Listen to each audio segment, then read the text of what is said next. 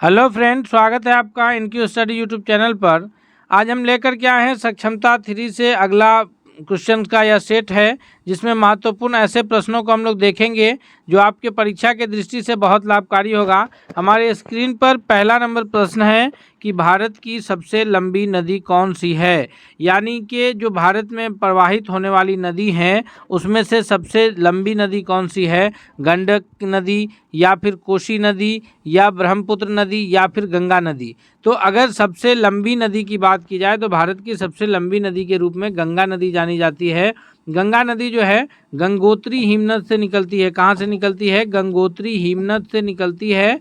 दो अलग अलग नाम है इसका, दो अलग अलग धारा है। भागीरथी, क्या नाम है? भागीरथी और अलकंदा, दो अलग अलग नाम से भागीरथी और अलकंदा नाम से निकलती है। और फिर ये संयुक्त धारा एक साथ होकर के ये उत्तराखंड के देवप्रयाग में एक साथ होकर के गंगा नाम से प्रवाहित होते हुए उत्तराखंड के बाद उत्तर प्रदेश, उत्तर प्रदेश के बाद बिहार, बिहार के बाद पश्चिम बंगाल होते हुए जो है बंगाल की खाड़ी में गिर जाती है। तो इसलिए यह भारत में प्रवाहित होने वाली सबसे लंबी नदी है।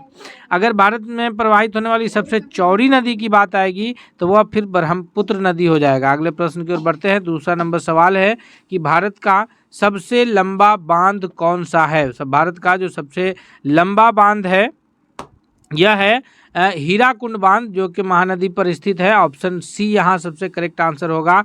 और अगर सबसे ऊंचा बांध पूछा जाए तो फिर भाखरा नंगल बांध होगा। ये सबसे ऊंचा बांध है भाखरा नंगल बांध, और यह सतलज नदी पर स्थित है। और हीराकुंड बांध जो है भारत का सबसे लंबा बांध है। अगले प्रश्न की ओर बढ़ते हैं। दोस्तों, हम एक प्रश्न को इस प्रकार से आपको डिस्कस करेंगे कि आप उससे 2-3 प्रश्नों को हल कर पाएंगे। इसलिए आपसे रिक्वेस्ट है कि अगर आप हमारे चैनल पर नए हैं तो प्लीज़ आप चैनल को सब्सक्राइब कर लीजिए। और साथ ही साथ अगर यह वीडियो आपको पसंद आ रहा है, आपकी परीक्षा की दृष्टि से बहुत लाभकारी है, तो आप इस वीडियो को अपना एक लाइक दीजिए और दोस्तों के बीच भी शेयर कीजिए। सवाल नंबर तीसरा है कि भारत का सबसे लंबी सुरंग कौन सी है। तो भारत का जो सबसे लंबी सुरंग है वह है चेनानी नौशारी सुरंग। ऑप्शन ए सबसे करेक्ट आंसर है। नेक्स्ट क्वेश्चन है कि भारत की सबसे ऊंची मूर्ति है। जी हाँ, भारत ही नहीं बल्कि आप इसे जो है विश्व की सबसे ऊंची मूर्ति के रूप में आप जान सकते हैं। जो है यह स्टैचू ऑफ यूनिटी है। ऑप्शन सी इसका सबसे करेक्ट आंसर होगा। जो कि किनकी मूर्ति है? तो सरदार वल्लभ भाई पटेल की। किनकी मूर्ति है? सरदार वल्लभ भाई पटेल की मूर्ति है। और यह कहाँ पर है? तो यह नर्मदा नदी पर जो है गुजरात में स्थित है। और यह स्टैचू ऑफ यूनिटी इसलिए बनाया गया क्योंकि जो है भारत स्वतंत्र होने के पश्चात सरदार वल्लभ भाई पटेल का बहुत बड़ा योगदान था कि जो 565 से अधिक छोटे छोटे रियासतें थी उन सबको एकीकृत करके एक एकीकृत भारत बनाने का प्रयास उनका सबसे सफल रहा। इसी वजह से उनके इस ये में स्मृति में, उनके याद में स्टैचू ऑफ यूनिटी बनाया गया है। सवाल नंबर 5वां है कि माउंट एवरेस्ट पर चढ़ने वाली पहली भारतीय महिला कौन है। माउंट एवरेस्ट जिसकी ऊंचाई जो है 8,848 मीटर है। कितना है? 8,848 मीटर, यानी लगभग 9 किलोमीटर ऊंचाई है, जो कि दुनिया की सबसे ऊंची चोटी है। और यह हिमालय पहाड़ की सबसे मतलब हिमालय पहाड़ का हिस्सा है, दुनिया की सबसे ऊंची चोटी है। और यह माउंट एवरेस्ट नेपाल में स्थित है। साथ ही साथ माउंट एवरेस्ट को नेपाल में सागर माथा के नाम से भी जानते हैं। अब ये प्रश्न की ओर लौटते हैं कि इसमें मतलब माउंट एवरेस्ट पर चढ़ने वाली प्रथम भारतीय महिला तो बछेंद्री पाल। ऑप्शन सी सबसे करेक्ट आंसर है। रजिया सुल्तान जो है भारत की प्रथम महिला मुस्लिम शासिका के रूप में जानी जाती है। अगले प्रश्न की ओर बढ़ते हैं। सवाल नंबर 6 है कि भारत को इंडिया नाम, जो शब्द है इंडिया, यह किसने दिया था। 6 नंबर प्रश्न का सही उत्तर क्या होगा कि इंडिया शब्द जो है हेरोडोटस के द्वारा दिया गया था। ऑप्शन सी 6 नंबर प्रश्न के लिए सबसे सही जवाब है। नेक्स्ट क्वेश्चन है कि भारत में सबसे अधिक वर्षा वाला राज्य कौन है। भारत का जो सबसे अधिक वर्षा वाला राज्य है वह है मेघालय राज्य, मासिनराम मेघालय। ऑप्शन सी सबसे करेक्ट बी सबसे करेक्ट आंसर है। नेक्स्ट है कि भारत का अंतिम मुगल शासक या मुस्लिम शासक कौन है। तो इस 8वां नंबर प्रश्न का जो सबसे सही जवाब होगा कि भारत का जो सबसे अंतिम मुस्लिम शासक के रूप में नाम जाना जाता है वह है बहादुर शाह जफर। ऑप्शन बी सबसे सही जवाब है। तो अगले प्रश्न की ओर बढ़ते हैं हम लोग। नेक्स्ट क्वेश्चन है हमारे स्क्रीन पर कि भारत का राष्ट्रीय प्रतीक क्या है? इंडिया गेट, लाल किला, अशोक स्तंभ। तो इंडिया गेट और लाल किला तो भारत का राष्ट्रीय प्रतीक है नहीं। भारत का जो राष्ट्रीय प्रतीक के रूप में जाना जाता है 9वां नंबर क्वेश्चन का सबसे सही जवाब ऑप्शन सी के अशोक स्तंभ जो है भारत का राष्ट्रीय प्रतीक है, राष्ट्रीय चिन्ह है। अंग्रेजों के किस कानून को काला कानून कहा गया था? तो यहाँ पर जो है जो ऑप्शन है इसमें सबसे सही जवाब ये है कि 1919 में जो रॉलेट एक्ट आया था, जिसके तहत जो है नो वकील, नो अपील, नो दलील, यानी शक के आधार पर जो है भारतीय स्वतंत्रता संग्राम में शामिल स्वतंत्रता आंदोलन में शामिल लोगों को गिरफ्तार किया जाता था, उस पर मुकदमा चलाया जा सकता था। तो ये कानून था रॉलेट एक्ट, और इसी को जो है लोगों ने ये काला कानून कहा था। और रॉलेट एक्ट कानून के तहत ही जो है डॉक्टर सैफुद्दीन किचलू और डॉक्टर सत्यपाल की ये गिरफ्तारी हुई थी, और उसी सब का जो है मीटिंग चल रहा था पंजाब के अमृतसर के जलियांवाला बाग में, जिस पर जनरल ओ डायर की सेना ने निहत्थे लोगों पर गोलियां चलवाई और जलियांवाला बाग हत्याकांड जैसी घटना हुई 13 अप्रैल 1919 को। और उसके पश्चात जो है पूरे देश में असहयोग आंदोलन छिड़ा था। तो रॉलेट एक्ट कानून है जिसे लोगों ने काला कानून कहा था। नेक्स्ट क्वेश्चन की ओर बढ़ते हैं। सवाल नंबर 11 है कि भगत सिंह के साथ किसको फांसी दी गई? तो भगत सिंह के साथ जो फांसी की सज़ा हुई थी वो 3 लोगों को हुई थी। उसमें शामिल थे भगत सिंह, सुखदेव और राजगुरु। तो ऑप्शन डी 11वां नंबर प्रश्न का सही उत्तर क्या होगा? ऑप्शन डी कि राजगुरु और सुखदेव को भगत सिंह के साथ साथ फांसी की सज़ा हुई। नेक्स्ट है क्वेश्चन नंबर 12 है कि लोधी वंश की स्थापना किसने किया था?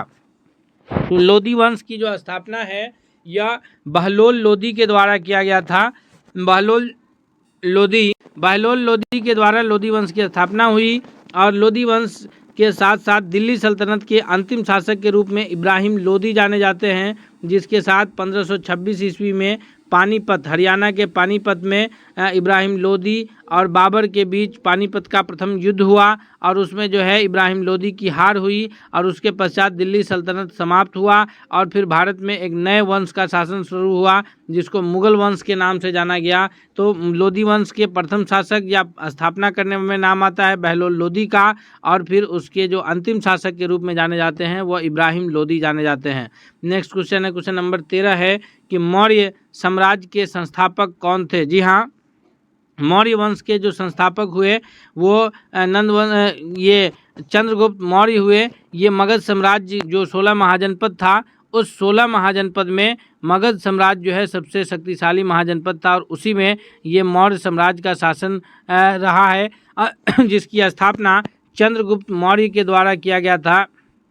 अगले प्रश्न की ओर बढ़ते हैं। क्वेश्चन नंबर 14 है कि गुप्त वंश की स्थापना किसने की थी? जी हाँ दोस्तों, तो 14वां नंबर प्रश्न का सही उत्तर होगा कि गुप्त वंश की स्थापना जो है ऑप्शन बी श्रीगुप्त के द्वारा किया गया था। किनके द्वारा किया गया था? ऑप्शन बी श्रीगुप्त के द्वारा किया गया था। अगर आप हमसे पहले प्रश्नों का उत्तर करें तो आप भी कमेंट करके बताएंगे, और अगर आप आप लास्ट में ज़रूर बताएंगे कि आपने इनमें से जो हम ये प्रश्नों का सेट करा रहे हैं कितने कुल प्रश्न आपके सही हुए हैं, ये आप कमेंट करके ज़रूर बताइएगा। सवाल नंबर 15 है कि युग कितने होते हैं? तो युग की संख्या 4 है, द्वापर, त्रेता, सतयुग और कलयुग जो वर्तमान में चल रहा है। युग की संख्या कितनी है? 4, द्वापर, त्रेता, सतयुग और कलयुग जो अभी कलयुग वर्तमान में चल रहा है। नेक्स्ट क्वेश्चन की ओर बढ़ते हैं हम लोग। 16 नंबर सवाल है कि स्वतंत्र भारत के प्रथम गवर्नर जनरल कौन थे? तो स्वतंत्र भारत के जो प्रथम गवर्नर जनरल कहिए या फिर भारत के अंतिम गवर्नर जनरल कहिए, तो वह हुए हैं लॉर्ड माउंटबेटन। कौन थे? लॉर्ड माउंटबेटन जो है स्वतंत्र भारत के प्रथम गवर्नर जनरल और भारत के अंतिम गवर्नर जनरल के रूप में जाने जाते हैं। और ये अगर स्वतंत्र भारत के प्रथम भारतीय गवर्नर जनरल का नाम आएगा तो सी राजगोपालचारी, याद रखिएगा, सी राजगोपालचारी जो स्वतंत्र भारत के प्रथम भारतीय गवर्नर जनरल थे। उसके बाद भारत में गवर्नर जनरल का पोस्ट समाप्त हुआ और फिर यहाँ प्रधानमंत्री और राष्ट्रपति का शासन शुरू हुआ। नेक्स्ट प्रश्न है क्वेश्चन नंबर 17 है कि नोबेल पुरस्कार प्राप्त करने वाले प्रथम भारतीय कौन थे? यहाँ पर प्रथम भारतीय की बात आ रही है, नोबेल पुरस्कार प्राप्त करने वाले, तो 17वां नंबर प्रश्न का सही उत्तर ऑप्शन डी हो जाएगा कि राष्ट्रगान के रचयिता रविंद्रनाथ टैगोर प्रथम भारतीय हैं जो जिन्हें नोबेल पुरस्कार से पुरस्कृत किया गया था। इनकी रचना जो गीतांजलि है उन्हीं के लिए इन्हें जो है नोबेल पुरस्कार दिया गया था, किनको, रविंद्रनाथ टैगोर को। और इनकी खासियत ये है, इन्हें जो है ये गुरुदेव कहा गया था, इनका गांधी जी ने गुरुदेव कहे थे। और ये रविंद्रनाथ टैगोर जी जो है ये दो राष्ट्र, भारत और ये वर्तमान में बांग्लादेश, इन दोनों राष्ट्रों का जो राष्ट्रगान है उनके रचयिता रविंद्रनाथ टैगोर ही है। हमारा जो राष्ट्रगान है जन गण मन अधिनायक जय है, ये रविंद्रनाथ की रचना है। और बंगाल का जो बांग्लादेश का जो राष्ट्रगान है अमार सोनार बंगला, ये भी इन्हीं के द्वारा रचित राष्ट्रगान है, तो इनके लिए इन्हें याद किया जाता है। अगले प्रश्न की ओर बढ़ते हैं। सवाल नंबर 18 है कि भारतीय राष्ट्रीय कांग्रेस के प्रथम अध्यक्ष कौन हुए। तो भारतीय राष्ट्रीय कांग्रेस के प्रथम अध्यक्ष के रूप में जो जाने जाते हैं वह जाने जाते हैं WC बनर्जी, यानी व्योमेश चंद्र बनर्जी, ये प्रथम अध्यक्ष हुए थे। ये प्रथम अधिवेशन जो है, जो इसकी स्थापना मुंबई के तेजपाल गोकुलदास संस्कृत कॉलेज में हुई। और वहाँ पर जो इसके सचिव कहिए या फिर संस्थापक के रूप में जो नाम आता है वह एलन ऑक्टेवियन ह्यूम का आता है। और भारतीय राष्ट्रीय कांग्रेस के प्रथम मुस्लिम अध्यक्ष की अगर बात की जाए तो बदरुद्दीन तैयब जी हुए थे। भारतीय राष्ट्रीय कांग्रेस के जो दूसरे अध्यक्ष और प्रथम पारसी अध्यक्ष जो है वो दादा भाई नौरोजी है। सीरियल से आप एक बार फिर से सुन लीजिए। भारतीय राष्ट्रीय कांग्रेस के प्रथम अध्यक्ष व्योमेश चंद्र बनर्जी, दूसरे अध्यक्ष दादा भाई नौरोजी जो कि पारसी समुदाय से थे, तीसरे अध्यक्ष जो है बदरुद्दीन तैयब जी जो कि मुस्लिम समाज से थे, चौथे अध्यक्ष जो है ये हुए थे जॉर्ज यूल जो कि जो है प्रथम अंग्रेज अध्यक्ष के रूप में जाने जाते हैं। तो ये प्रथम 4 से प्रश्न अक्सर बनता है। तो हमने आपको शुरू में ही कहा है कि हम आपको प्रश्न इस प्रकार से कवर करेंगे दोस्तों कि ये प्रश्न आपसे छूटेंगे नहीं, इससे रिलेटेड कोई भी प्रश्न आएंगे तो आपसे छूटेंगे नहीं। आप हमारे साथ बने रहिए वीडियो के अंत तक, और आप अपना लाइक दीजिए इस वीडियो को, दोस्तों के भी शेयर कीजिए, और चैनल पर नए हैं तो सब्सक्राइब तो कर ही लीजिए, क्योंकि आपका सब्सक्राइब आपके भविष्य के लिए है और आपको हर अपडेट्स पहुंचाने के लिए है। अगले प्रश्न की ओर बढ़ते हैं। सवाल नंबर 19 है कि प्रथम भारतीय अंतरिक्ष यात्री इनमें से कौन है। भारतीय अंतरिक्ष यात्री का नाम आ रहा है तो कल्पना चावला तो भारतीय मूल की नागरिक थीं। सुनीता विलियम्स अभी भारतीय मूल की नागरिक है, अभी वर्तमान में ये अंतरिक्ष से आई हैं लौट करके। तो ये लोग प्रथम भारतीय में नहीं आएगा, भारतीय का नाम आएगा ऑप्शन ए, राकेश शर्मा प्रथम भारतीय अंतरिक्ष यात्री हैं। ये दोनों लोग भारतीय मूल की अमेरिकी नागरिक हैं। नेक्स्ट प्रश्न की ओर बढ़ते हैं। सवाल नंबर 20 है कि भारत के प्रथम वायसराय कौन हुए हैं। तो भारत के जो प्रथम वायसराय के रूप में नाम आता है वह लॉर्ड कैनिंग का नाम आता है। ऑप्शन यहाँ पर ये सी सही है, 20 का ऑप्शन बी सही होगा। 1857 के विद्रोह के पश्चात जो कंपनी का शासन था वो समाप्त हुआ, और जो कंपनी के गवर्नर जनरल बंगाल के गवर्नर जनरल जो कंपनी के गवर्नर जनरल के रूप में जाने जाते थे, ये वो समाप्त हुआ शासन। और उसके बाद जो है लॉर्ड कैनिंग को प्रथम वायसराय के रूप में नियुक्त किया गया। ऑप्शन बी यहाँ पर सबसे सही उत्तर के रूप में आंसर जाना जाएगा। 20वां नंबर प्रश्न का बी सबसे सही जवाब है। सवाल नंबर 21 है कि भौतिक विज्ञान में नोबेल पुरस्कार पाने वाले प्रथम भारतीय कौन हैं। तो भौतिक विज्ञान की शाखा में जो नोबेल पुरस्कार प्राप्त करने वाले जो प्रथम भारतीय हैं वो हैं CV रमन। ऑप्शन ए 21वां नंबर प्रश्न का सही उत्तर ऑप्शन ए के रूप में जाना जाएगा। नेक्स्ट सवाल है हमारे स्क्रीन पर 22 की नोबेल पुरस्कार प्राप्त करने वाले प्रथम भारतीय महिला कौन है। तो नोबेल पुरस्कार प्राप्त करने वाली प्रथम भारतीय महिला 22वां नंबर सवाल का सही जवाब ऑप्शन बी है कि मदर टेरेसा हैं। ऑप्शन बी सबसे करेक्ट आंसर है, ये प्रथम भारतीय महिला हैं। हालांकि जो ये आयरलैंड से भारत आई थी, लेकिन चूंकि भारत की ये नागरिक बनी इसलिए प्रथम भारतीय महिला के रूप में इनका नाम आता है। नेक्स्ट सवाल है कि राष्ट्रीय ध्वज तिरंगा तीनों क्षैतिज पट्टियाँ किस अनुपात में है। तो राष्ट्रीय ध्वज तिरंगा में जो तीनों क्षैतिज पट्टियाँ हैं जिसमें सबसे ऊपर जो है केसरिया है, फिर बीच में वाइट कलर, फिर नीचे सबसे ग्रीन, तो ये तीनों का जो अगर बात की जाए इसके अनुपात का, तो यहाँ पर 23वां नंबर प्रश्न का ऑप्शन ये सही उत्तर के रूप में जो आंसर जाना जाएगा वो सी होगा कि 1:1।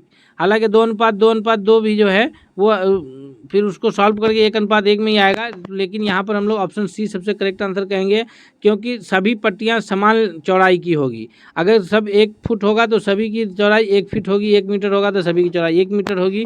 तो यहाँ पर 1:1:1 का अनुपात में ये तीनों पट्टियाँ हैं। और अगर लंबाई और चौड़ाई का अनुपात पूछा जाए तो याद रखिएगा 3:2। लंबाई और चौड़ाई का अनुपात क्या है? 3:2। नेक्स्ट प्रश्न की ओर बढ़ते हैं। सवाल नंबर 24 है, ये आपसे रिलेटेड प्रश्न है। अभी हम पीछे इसको डिस्कस किए हैं कि राष्ट्रीय ध्वज की लंबाई चौड़ाई का अनुपात कितना है। तो राष्ट्रीय ध्वज की लंबाई चौड़ाई का अनुपात 3:2, यानी ऑप्शन सी सबसे करेक्ट आंसर होगा। नेक्स्ट सवाल की ओर बढ़ते हैं। सवाल नंबर 25 है कि भारत संविधान सभा ने राष्ट्रीय ध्वज का प्रारूप कब अपनाया। यानी भारतीय संविधान सभा जो संविधान निर्माण का कार्य कर रहे थे, तो उन लोगों ने राष्ट्रीय ध्वज तिरंगा को झंडे के रूप में अपनाने का जो कार्य किया वो 22 जुलाई 1947, ऑप्शन ए। 25वां नंबर प्रश्न का ऑप्शन ए सबसे सही जवाब है। नेक्स्ट है कि भारत का राष्ट्रगान है। अभी हम पीछे प्रश्न जब डिस्कस कर रहे थे गुरुदेव रविंद्रनाथ टैगोर से रिलेटेड प्रश्न को, तो उसमें आपको बताया था कि जन गण मन अधिनायक जय है, भारत भाग्य विधाता, यह जो है भारत का राष्ट्रगान है जिसके रचयिता रविंद्रनाथ टैगोर हैं। ऑप्शन बी सबसे करेक्ट आंसर होगा। अगला है वंदे मातरम, जो कि राष्ट्रीय गीत है और इसके रचयिता हैं कौन? तो ये हैं बंकिम चंद्र चटर्जी। ये आनंद मठ से लिया गया है।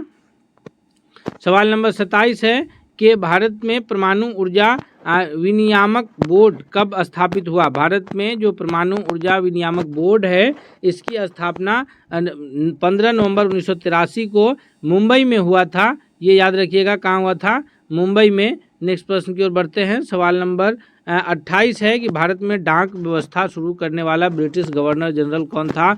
तो भारत में जो डाक व्यवस्था शुरू करने का श्रेय जाता है ये 1854 में हुआ था और यह लॉर्ड डलहौजी को जाता है। लॉर्ड डलहौजी हड़प नीति की वजह से भी जाने जाते हैं। इनके शासनकाल में 1853 में लॉर्ड डलहौजी के शासनकाल में भारतीय रेल की शुरुआत हुई थी। प्रथम भारतीय रेल जो है मुंबई से थाने के बीच जो है चली थी और ये 1853 में। भारतीय डाक सेवा की शुरू हुई थी 1854 में। सैडलर आयोग आया था शिक्षा से संबंधित 1854 में। तो इनके समय में कार्य ऐसे हुए हैं जिनको याद रखने की आवश्यकता है। नेक्स्ट प्रश्न है, और यहाँ पर लॉर्ड डलहौजी के शासनकाल में ये हुआ और जो है लॉर्ड कर्जन हैं, इनके शासनकाल में जो है बंगाल का विभाजन हुआ 1905 में, इसलिए लॉर्ड कर्जन को याद रखा जाता है। और लॉर्ड माउंटबेटन जो है ये अंतिम ये गवर्नर जनरल हुए हैं और स्वतंत्र भारत के प्रथम गवर्नर जनरल के रूप में भी जाने गए हैं। अगले प्रश्न की ओर बढ़ते हैं। 29वां नंबर प्रश्न है कि भारत का राष्ट्रीय ध्वज अधिनियम कब से लागू कर दिया गया है। तो राष्ट्रीय ध्वज अधिनियम जो है ये सन 2002 में लागू हुआ। अब जो है राष्ट्रीय ध्वज का अपमान करना ये सब जो है अगर कोई सार्वजनिक संस्थानों पर ये फहराना और उसके जो भी नियम्स है उसको पूरी तरह से 2002 से लागू किया गया है। अगले प्रश्न की ओर बढ़ते हैं। सवाल नंबर 30 है कि कौन सा नदी दक्षिण भारत की गंगा के नाम से जानी जाती है। दक्षिण भारत की गंगा कौन सी नदी कहलाती है। तो इसमें जो ऑप्शन सी है गोदावरी नदी, यह दक्षिण भारत की गंगा के नाम से जानी जाती है। अगले प्रश्न की ओर बढ़ते हैं। इससे पूर्व आपसे फिर एक बार रिक्वेस्ट करेंगे दोस्तों कि अगर आप हमारे चैनल पर अब तक नए हैं तो ज़रूर सब्सक्राइब कीजिए और वीडियो पसंद आ रहा है तो आप इस वीडियो को लाइक कीजिए, बहुत ज़रूर कीजिए। सवाल नंबर 31 है कि प्रतिवर्ष भारत का बृहत्तम पशु मेला लगता है। बृहत्तम यानी सबसे बड़ा जो पशु मेला भारत का लगता है यह कहाँ लगता है। तो यह लगता है बिहार राज्य के सोनपुर में, जिसको जो है हरिहर क्षेत्र मेला के नाम से जानते हैं। किस नाम से जानते हैं? हरिहर क्षेत्र मेला के नाम से जानते हैं सोनपुर मेला को। और ये प्रत्येक वर्ष बिहार में लगता है, जो कि ये जाड़े के मौसम में नवंबर दिसंबर के मौसम में लगता है। सवाल नंबर 32 है कि ग्लोब पर कर्क रेखा भारत के कितने राज्यों से होकर के गुजरती है। तो भारत के जो राज्यों हैं वो 8 राज्यों से होकर के कर्क रेखा गुजरती है, जिसको मित्र पर गमछा झाड़ के नाम से याद रखा जा सकता है। यानी मिजोरम, त्रिपुरा, पश्चिम बंगाल, राजस्थान, गुजरात, मध्य प्रदेश, छत्तीसगढ़। अगले प्रश्न की ओर बढ़ते हैं। सवाल नंबर 33 है कि भारत में निम्न में से किस राज्य में पुरुषों की संख्या स्त्री से कम है। यानी जिसका भारत में किस राज्य का लिंगानुपात कम है। हाँ, पुरुषों की संख्या स्त्री से कम है। स्त्री से कम होने का अर्थ ये हुआ कि लिंगानुपात अधिक है। तो भारत में अधिक लिंगानुपात जो है वो केवल केरल राज्य का में ऐसा है कि वहाँ महिलाओं की संख्या पुरुष की संख्या से मतलब महिलाओं की संख्या ज़्यादा है। बाकी सभी राज्यों में महिलाओं की संख्या कम है और सबसे कम जो है वो हरियाणा में है। हरियाणा में प्रति 1000 पुरुष पर 800 कुछ महिलाएं हैं। तो यह सारे जो आंकड़े हैं ये 2011 के जनगणना के अनुसार है। अगला प्रश्न है 34 के, भारत के में सबसे ऊंचा बांध भाखड़ा नंगल बांध किस नदी पर स्थित है? तो ये हम पिछले प्रश्न में भी आपको बताए थे, आप उसे कमेंट करके यहाँ पर अभी बता सकते हैं कि भारत में जो सबसे ऊंचा बांध है भाखड़ा नंगल बांध, यह सतलज नदी पर स्थित है। सतलज जो कि सिंधु की सहायक नदी है। ऑप्शन बी सबसे सही जवाब है। सवाल नंबर 35 है कि भारत की पहली आयरन स्टील कंपनी कहाँ स्थित है? तो भारत की जो पहली आयरन एंड स्टील कंपनी है जमशेदपुर में स्थित है। ऑप्शन ए सबसे करेक्ट आंसर है। नेक्स्ट है कि वह नदी जिसे भारत का रूड़ के नाम से पुकारा जाता है कौन सी नदी है? तो 36वां नंबर प्रश्न का सही उत्तर ऑप्शन बी दामोदर नदी के रूप में जाना जाएगा। नेक्स्ट प्रश्न है कि राष्ट्रीय विज्ञान दिवस कब मनाया जाता है? जी हाँ दोस्तों, राष्ट्रीय विज्ञान दिवस प्रत्येक वर्ष 28 फरवरी को मनाया जाता है। ऑप्शन बी सबसे सही जवाब है। नेक्स्ट है कि भारत की तटरेखा की लंबाई कितनी है? तो इसका जो सही जवाब है 38वां नंबर प्रश्न का कि भारत के तटरेखा की लंबाई 6100 किलोमीटर है। नेक्स्ट प्रश्न है कि भारत की मुख्य भूमि के दक्षिणी नोक क्या है? तो भारत के मुख्य भूमि का जो दक्षिणी नोक है जो कि तमिलनाडु राज्य का हिस्सा है, कैप केमोरिन के नाम से जानते हैं। ऑप्शन बी सबसे सही जवाब है। और आज के इस सेट का जो सबसे अंतिम प्रश्न है कि भारत का दक्षिणी बिंदु, तो दक्षिणी बिंदु को इंदिरा पॉइंट के नाम से जानते हैं जो कि 6 डिग्री 4 मिनट उत्तरी अक्षांश पर अंडमान निकोबार द्वीप समूह पर बंगाल की खाड़ी में स्थित है। इस प्रकार दोस्तों हमने अभी 40 महत्वपूर्ण प्रश्नों को कवर किया है जो कि बहुत ही लाभकारी है सभी प्रश्न आपके परीक्षा की दृष्टि से। इसलिए आपसे चलते चलते रिक्वेस्ट है कि अगर आप हमारे चैनल पर नए हैं तो सब्सक्राइब कीजिए, वीडियो को लाइक कीजिए, दोस्तों के बीच शेयर कीजिए। मिलते हैं अगले सेट के साथ, तब तक के लिए बहुत बहुत धन्यवाद।